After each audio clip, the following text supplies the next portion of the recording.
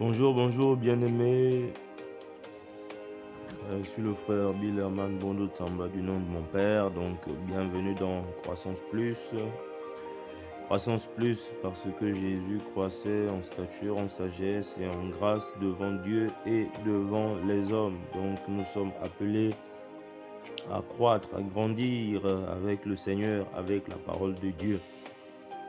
Ainsi, dans Éphésiens 6, au verset 18, la parole de Dieu dit de faire en tout temps par l'Esprit toutes sortes de prières et de supplications et de veiller à cela avec une entière persévérance. Et la parole nous demande de prier aussi pour tous les saints parce que Dieu veut le salut de tous les hommes et que tous les hommes parviennent à la connaissance de la vérité, donc à la connaissance de Christ qui est le chemin, la vérité et la vie, bien-aimés. Aujourd'hui, bien-aimés, donc nous allons partager la parole de Dieu dans Philippiens chapitre 2 du verset 1 au verset 11 et ensuite c'est le passage principal. Mais donc les mercredis, c'est la prière pour les familles, pour les familles, les relations dans la famille, les relations, les choses qui peuvent faire avancer la famille, bien-aimée, la famille. Père, nous te sommes reconnaissants ce matin pour la grâce que tu nous fais, Seigneur, d'être debout, d'être vivant. C'est un privilège de pouvoir parler de toi, de pouvoir parler de ta parole, des choses qui ne périssent pas, Père, car la terre, tout ça peut passer, mais ta parole, elle ne passera pas. Père, merci pour ta grâce et ta faveur, que ton esprit nous conduise en toutes choses et nous enseigne pendant ces moments pour ta seule gloire, Père, au nom de Jésus-Christ. Amen. Donc, bien-aimé, Philippiens chapitre 2, Paul est enfermé, il est en prison, mais Paul reçoit un cadeau de l'église de Philippe et il écrit à Philippe pour les remercier. Donc, il écrit et il partage sa joie. Pourtant, Paul est enfermé en prison, mais ce geste le touche beaucoup. Donc, au chapitre 2, voici ce qu'il dit aux Philippiens. Il dit, s'il y a donc de l'encouragement en Christ, s'il y a de la consolation dans l'amour, s'il y a de la consolation dans l'amour, s'il y a une communion de l'esprit, s'il y a de la tendresse et de la compassion, rendez ma joie parfaite en vivant en plein accord, bien-aimés. Ayez un même amour, un même cœur, une unité de pensée. Verset 3. Ne faites rien par esprit de rivalité ou par désir d'une gloire sans valeur, mais avec humilité, considérez les autres comme supérieurs à vous-même. Que chacun de vous, au lieu de regarder à ses propres intérêts, regarde aussi ceux des autres. Que votre attitude soit identique à celle de Jésus-Christ, lui qui est de condition divine. Il n'a pas regardé son égalité avec Dieu comme un butin à préserver, mais il s'est dépouillé lui-même en prenant une condition de serviteur, en devenant semblable aux êtres humains. Reconnu comme un simple homme. Verset 8, il s'est humilié lui-même en faisant preuve d'obéissance jusqu'à la mort, même la mort sur la croix. C'est aussi pourquoi Dieu l'a élevé à la plus haute place et lui a donné le nom qui est au-dessus de tout nom, afin qu'au nom de Jésus, chacun plie le genou dans le ciel, sur la terre et sous la terre, et que toute langue reconnaisse que Jésus-Christ est le Seigneur, à la gloire de Dieu le Père. Amen. Donc, bien-aimés, Paul écrit aux Philippiens, il les encourage. Il les encourage.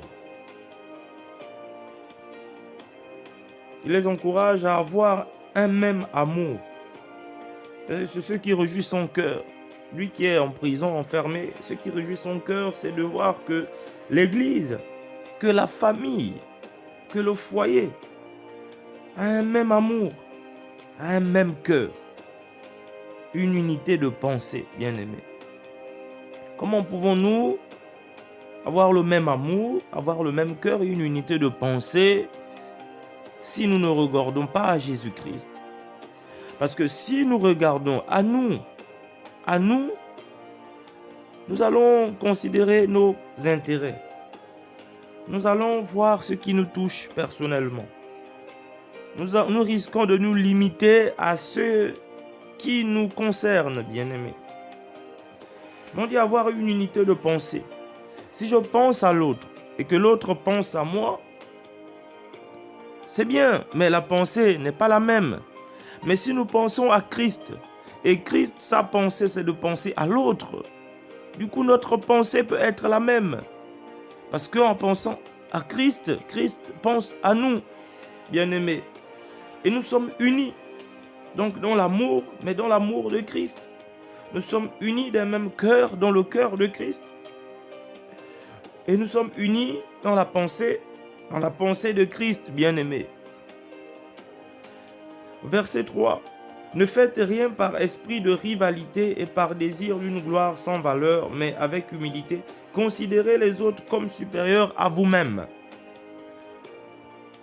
Dans les relations humaines, bien-aimés, l'humilité, le manque d'humilité fait beaucoup défaut. Parce que facilement, la personne qui a une position plus élevée a tendance à dominer sur les plus faibles. Mais la parole de Dieu dit, mais avec humilité, on doit considérer les autres comme supérieurs à vous-même. Ça veut dire que même si nous sommes le chef du foyer, nous devons considérer d'abord, avec humilité, considérer les autres comme supérieurs à nous. Parce que si nous ne considérons pas les autres comme supérieurs à nous, nous ne pouvons pas les servir, bien-aimés. Nous ne pouvons pas les servir.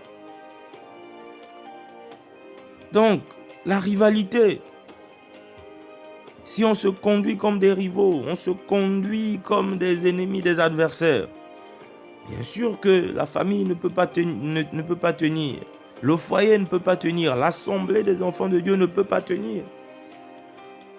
Si celui qui est placé à la tête, celui qui est à la position la plus élevée, domine sur les plus faibles,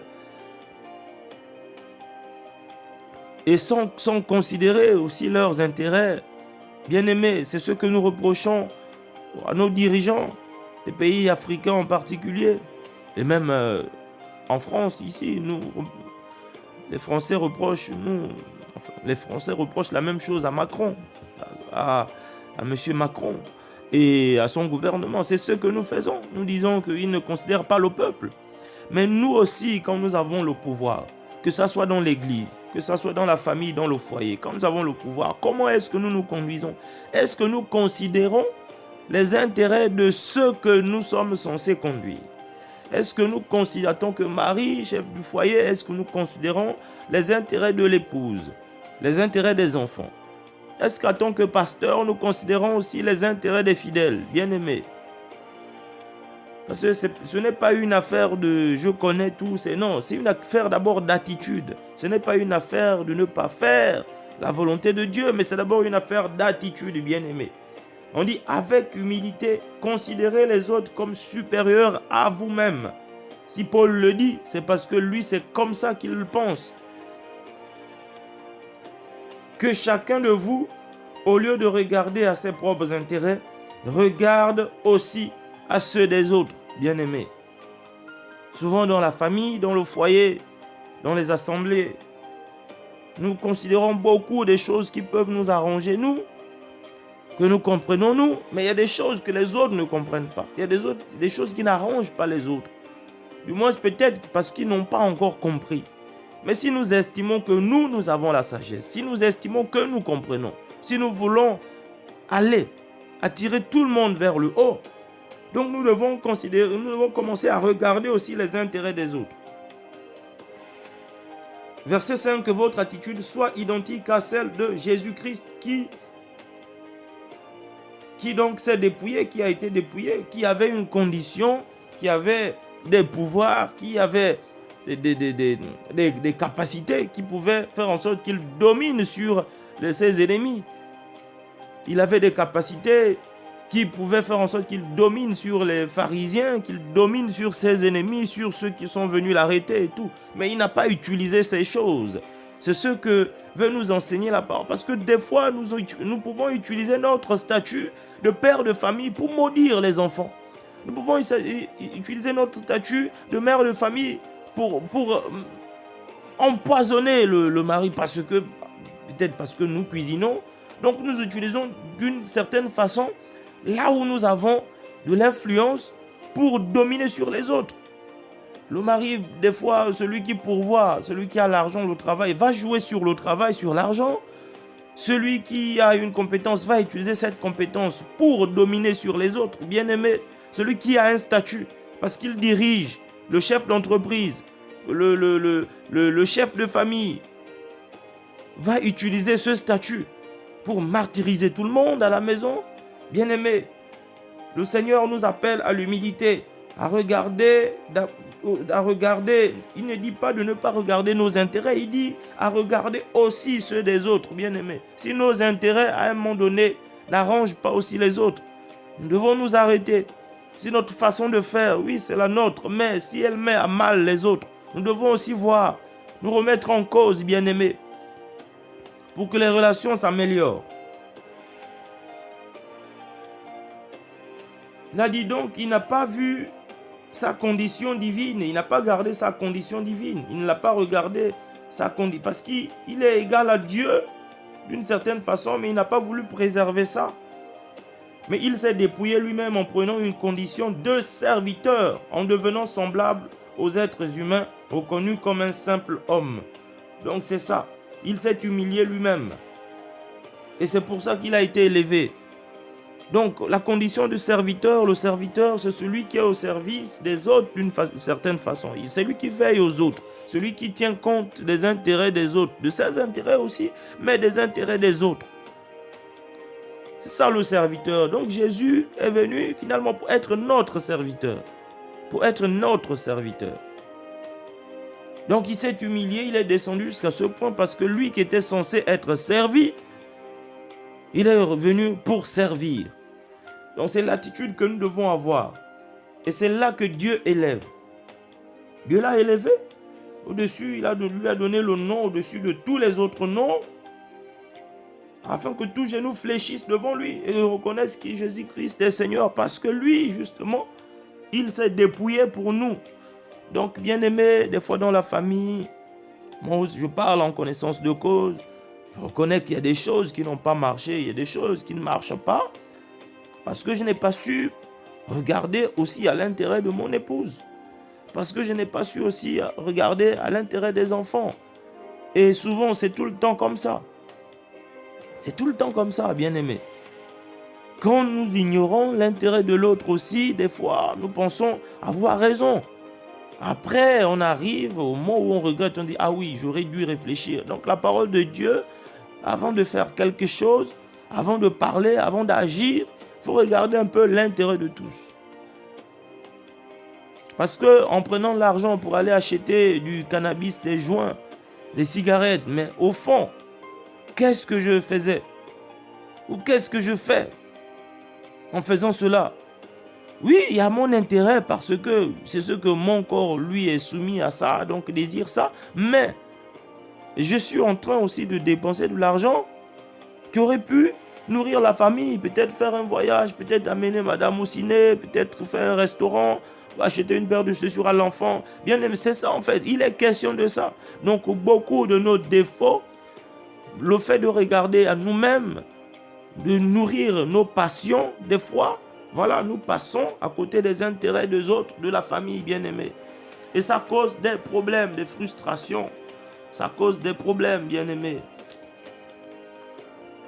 C'est pour cela que Jésus dit, qu'est-ce que Jésus dit dans Matthieu? On va chercher dans Matthieu 23 et Matthieu 20. Dans Matthieu 23, au verset 11, la parole de Dieu dit: ne vous faites pas appeler chef, car un seul est votre chef, c'est le Christ. Le plus grand parmi vous sera votre serviteur. Celui qui s'élèvera sera abaissé et celui qui s'abaissera sera élevé. Donc bien aimé, il est question justement toujours de tenir compte des autres. Donc, comment est-ce que nous nous élevons devant les autres? Parce que nous profitons d'un statut pour satisfaire nos passions. Est-ce que nous nous rabaissons devant les autres afin de considérer aussi les intérêts des autres, bien-aimés? C'est très important dans un foyer, dans un couple, dans une famille, dans une assemblée. Quand ça ne marche pas ainsi, il y a des frustrations, il y a des divisions. Ça finit par des incompréhensions, bien-aimés. Au verset 20 de Matthieu, chapitre 20, verset 27, qu'est-ce qu'il est écrit? On va lire. Il est écrit à partir du verset 25, Jésus les appela et leur dit: vous savez que les chefs des nations dominent sur elles et que les grands les tiennent sous leur pouvoir.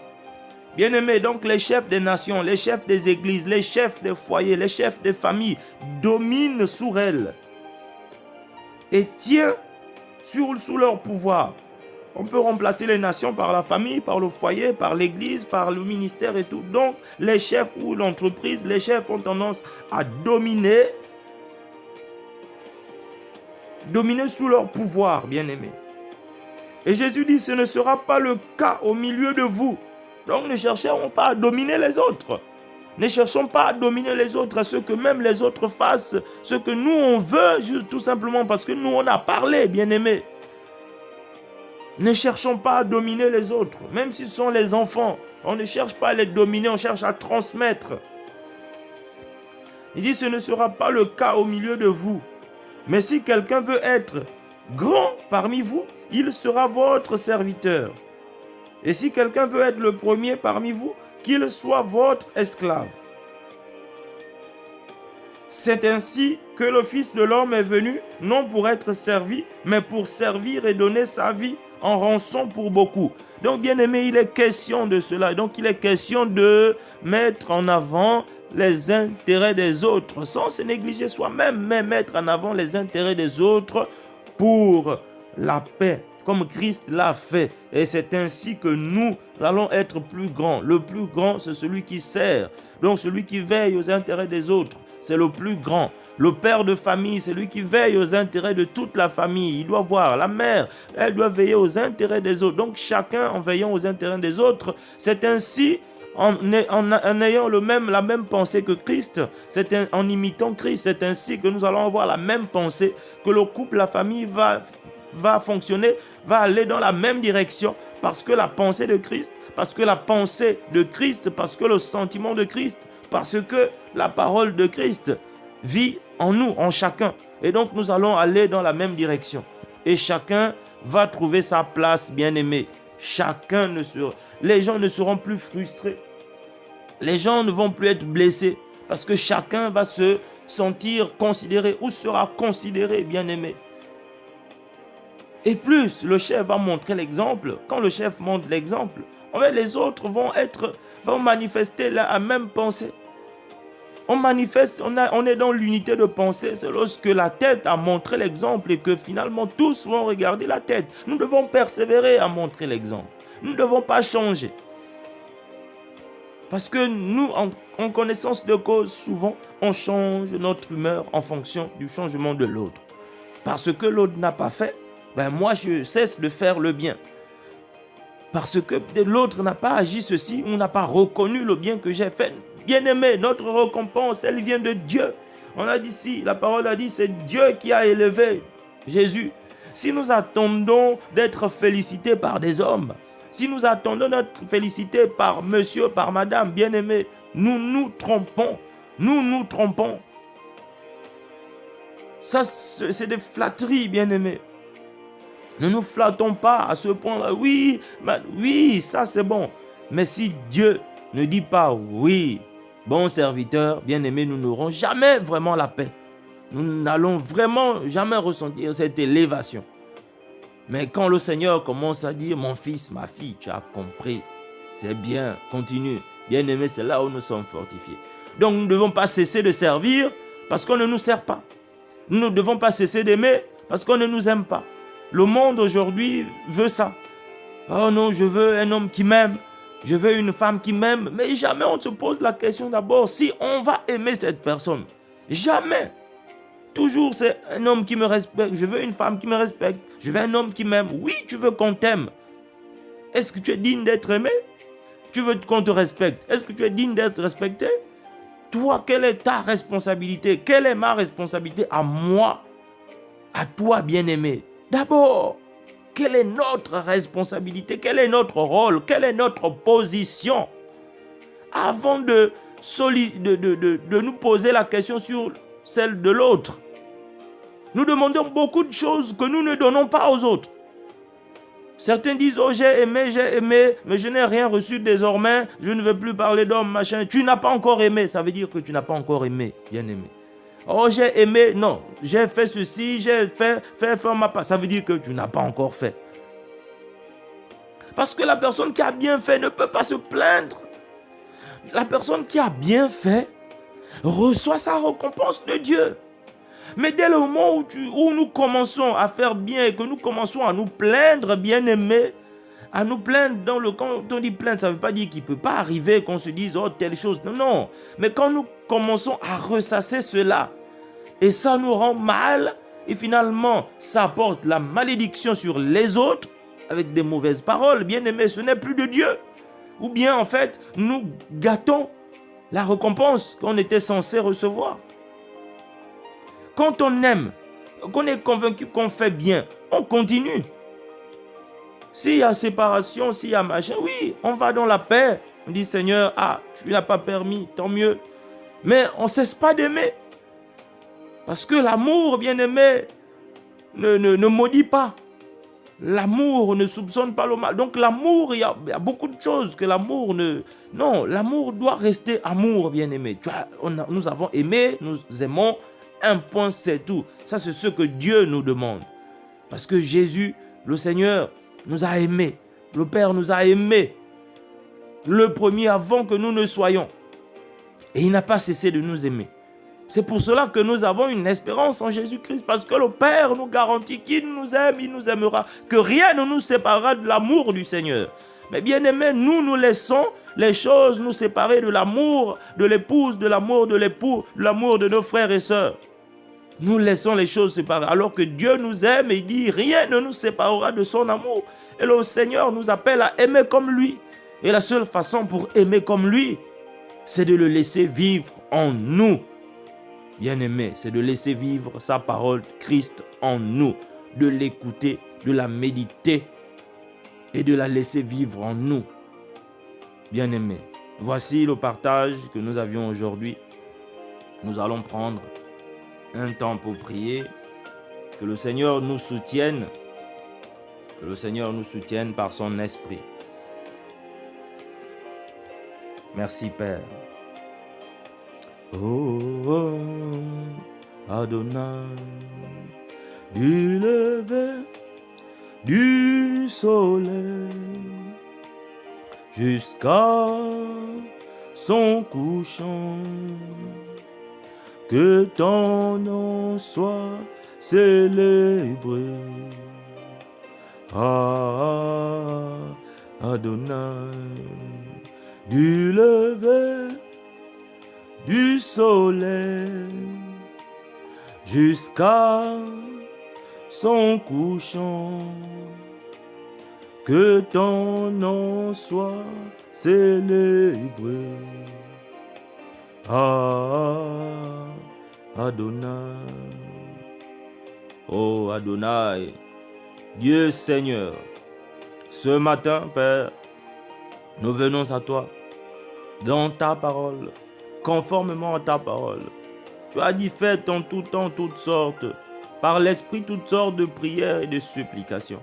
Seigneur, ce matin, nous venons dans ta présence, avec l'assurance que nous avons en Jésus-Christ, avec l'assurance que nous avons en l'œuvre de la croix, devant ton trône de grâce, Seigneur, pour obtenir miséricorde, pour être secouru dans notre incompréhension, pour être secouru dans notre incrédulité, pour être secouru dans nos faiblesses.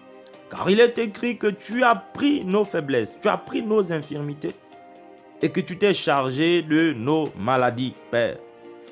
Seigneur, dans ta présence nous venons. Nous crions à toi, Père.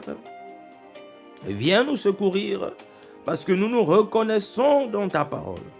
Nous nous reconnaissons dans ce que tu dis. Nous qui avons trop longtemps ignoré les intérêts des autres, nous qui nous sommes élevés nous-mêmes, nous avons profité d'une situation, nous avons profité d'un statut, nous avons profité des privilèges que nous a donné la vie, que tu nous as donné pour dominer sur ceux qui nous étaient soumis, Père. Seigneur, ô Dieu, nous qui avons couru pour être les premiers, nous qui avons couru pour être les plus grands, Père, nous revenons à toi. Parce que ta parole dit que nous devons marcher dans l'humilité, que nous ne devons pas avoir une opinion trop grande de nous-mêmes. Seigneur, Père, enseigne-nous davantage. Que ta parole puisse s'asseoir dans nos cœurs, trouver en nos cœurs une terre fertile, favorable, Père, afin de s'y attacher, d'y germer et de produire du fruit en abondance. Oui, Père, toi qui as bien voulu nous envoyer ton esprit, nous donner ton esprit pour nous enseigner, nous conduire dans toute la vérité. Nous prions ce matin que l'Esprit de Dieu qui est en nous, que le Saint-Esprit nous conduise.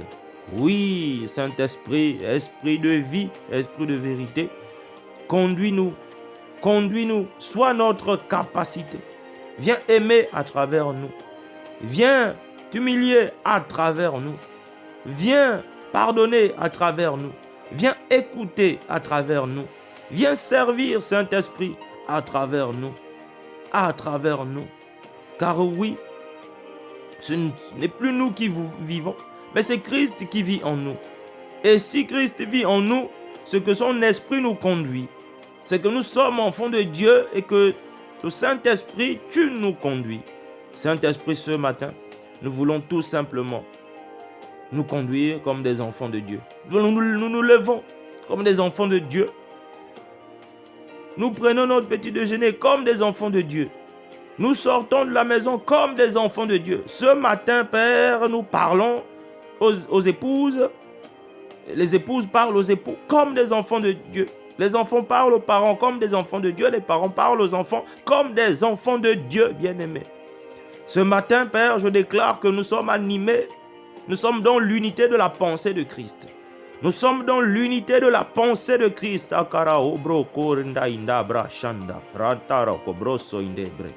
Ce matin, je déclare que nous sommes animés d'un même esprit, d'un même sentiment, d'un même esprit, le Saint-Esprit, l'Esprit de Dieu, l'Esprit du Dieu vivant.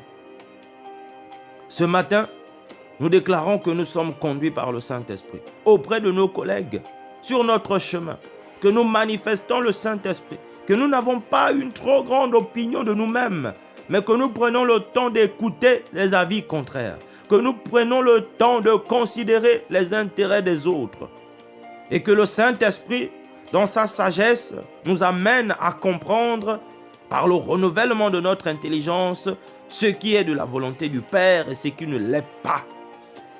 Mais nous voulons avoir une attitude, celle de Jésus-Christ, lui qui s'est dépouillé, qui a été dépouillé, qui n'a pas utilisé sa divinité pour dominer sur l'homme,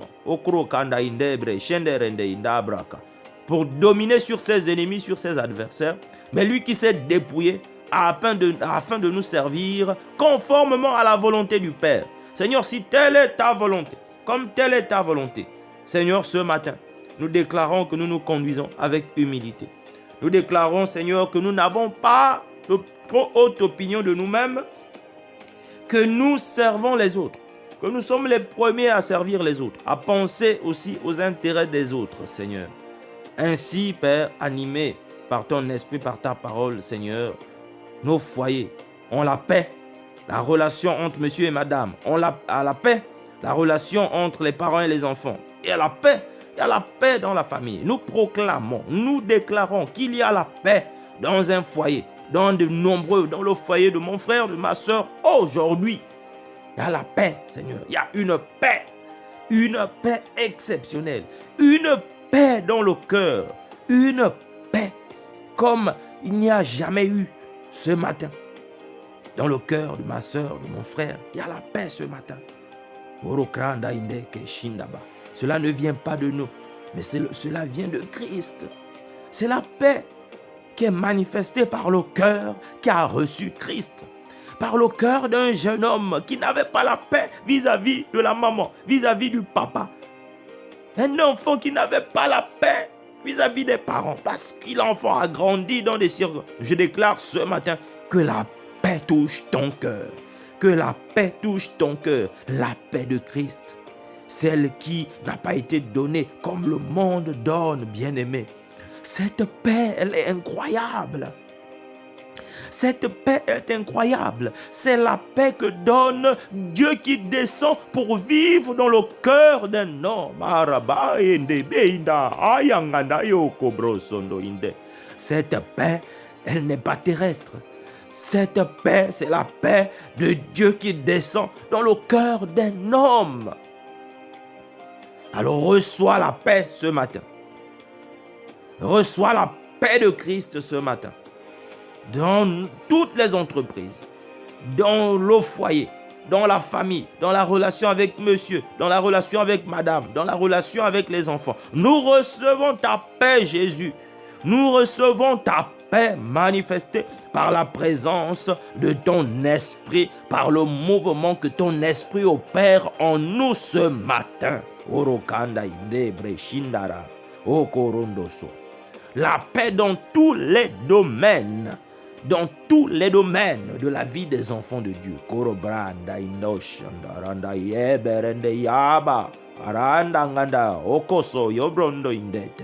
La paix. Dans un cœur qui n'a jamais connu la paix. Dans un cœur troublé depuis tous ces derniers jours. La paix de Jésus. La paix de Dieu qui descend dans le cœur d'un homme. C'est la volonté de Dieu. Que nous soyons en paix avec lui et avec nos bien-aimés. Seigneur, merci pour ces moments de prière, pour ces moments de partage. Béni soit la journée que tu as faite, qu'elle soit pour nous un sujet de joie et d'allégresse.